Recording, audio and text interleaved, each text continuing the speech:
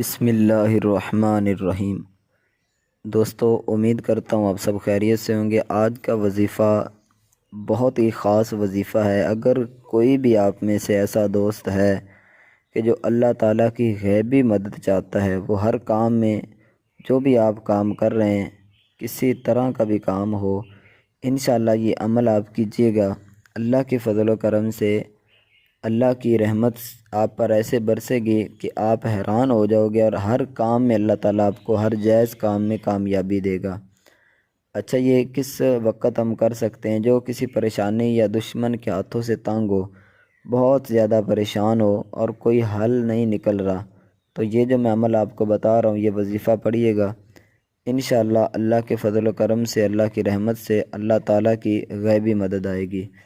اچھا، جن کی دعائیں قبول نہیں ہوتی، بہت عرصے سے وہ دعائیں مانگ رہے ہیں، بعض اوقات لوگ اولاد کی وجہ سے پریشان ہوتے ہیں، دعا کر کر کے تھک جاتے ہیں، یا رزق کی وجہ سے پریشان ہوتے ہیں، برکت کی وجہ سے پریشان ہوتے ہیں، گھر میں لڑائی جھگڑے کی وجہ سے، الغرض کوئی بھی آپ کی پریشانی ہے، تو آپ یہ دعا، جو آپ کی دعائیں قبول نہیں ہو رہی، تو آپ یہ وظیفہ پڑھیں۔ انشاءاللہ اللہ کے فضل و کرم سے آپ کی دعائیں اللہ تعالیٰ قبول فرمائے گا۔ اس کے علاوہ جو دل سے ہارے ہوئے ہیں اور اللہ کی مدد کے منتظر ہیں، جو بالکل تھک چکے ہیں، پریشان ہو چکے ہیں، اور بات اتنا تک کہ اس کا کام جو ہے وہ ناممکن ہو چکا ہے کہ یار اب یہ کام نہیں ہوتا، تو یقین مانیے، یہ آپ یقین کے ساتھ عمل کیجئے۔ اللہ کے فضل و کرم سے آپ کا جو ناممکن کام ہوگا، جو آپ نے سوچا ہوگا کہ ہو ہی نہیں سکتا، آپ ہار کر بیٹھ گئے ہیں، تو انشاءاللہ اللہ کے فضل و کرم سے، اللہ کی رحمت سے آپ کا وہ کام بھی جو ہے وہ ہو جائے گا۔ اللہ تعالیٰ کی طرف سے غیبی مدد انشاءاللہ آپ کو ملے گی۔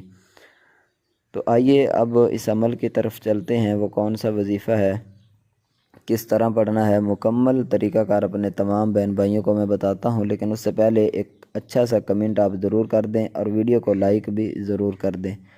میں دعا کرتا ہوں جتنے بھی ہمارے بہن بھائی ہماری سپورٹ کرتے ہیں حوصلہ افزائی کے لیے، اللہ تعالیٰ تمام ہمارے بھائیوں کو ہمیشہ سلامت رکھے۔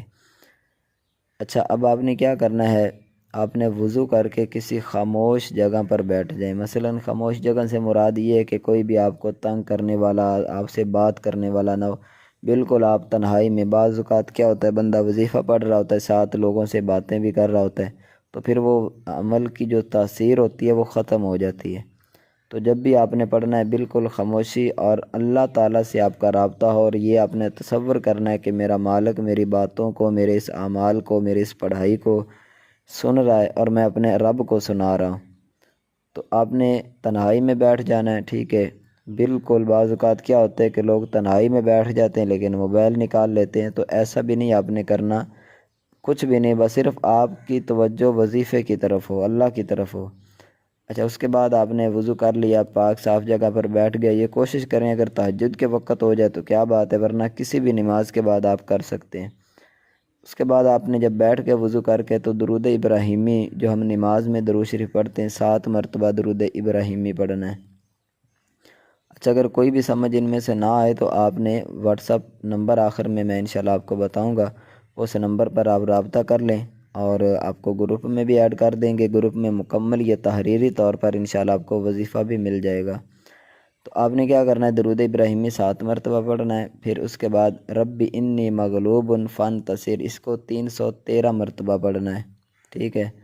آخر میں پھر، اچھا یہ جو دعا ہے یہ آپ کو گروپ میں مل جائے گی، یا آپ نمبر پر رابطہ کریں، آخر میں آپ کو شو ہوگا، تو اس میں آپ کو یہ دعا آپ اوپر دیکھ کر بھی پڑھ سکتے ہیں، ٹھیک ہے؟ 1-2 دفعہ پڑھیں گے تو آپ کو یاد ہو جائے گا، رب انی مغلوب فانتصر۔